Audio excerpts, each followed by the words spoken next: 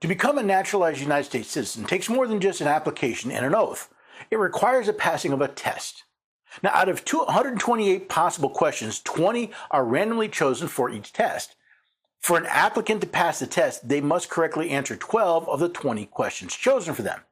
Now, we can argue whether or not a 60% should be passing or not, but data from the U.S. Citizenship and Immigration Service show that 88% pass on their first attempt and 95% pass on their second. Now, how does the population as a whole do when it comes to the citizenship test? According to a 2018 study by the Institute for Citizens and Scholars, only 36% of Americans could actually pass the U.S. citizenship test. Remember, passing is only a 60% score on a multiple choice test. Some of the details were truly disappointing. Only 13% of those surveyed knew when the U.S. Constitution was ratified. And despite the recent media spotlight on the U.S. Supreme Court, 57% of those surveyed did not know how many justices actually serve on the nation's highest court. This failure to teach basic civics has gotten worse over time. Surprisingly, the poll found stark gaps in knowledge depending on age. Those 65 years and older scored the best, with 74% answering at least 6 in 10 questions correctly.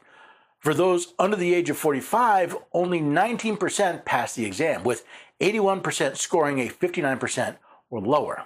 I'm not sure why the publisher of this survey was surprised by the age gap in knowledge of basic civics. After all, it closely mirrors the National Assessment of Education Progress, or the nation's report card, on students' knowledge of basic civics. As shown in the report, the average score for 8th graders barely rose above 50%. This is just an example of the data showing not only the general lack of civics knowledge, but that our civics education is making things worse. Those 65 and older who attended primary and secondary school more than 40 years ago were able to pass the citizenship test 74% of the time.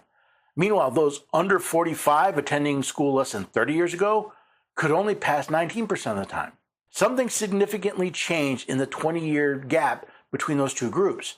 I suggest that since the United States Department of Education was created in that time window, it's logical to suggest it is a significant reason for the decline in civic knowledge among the American people.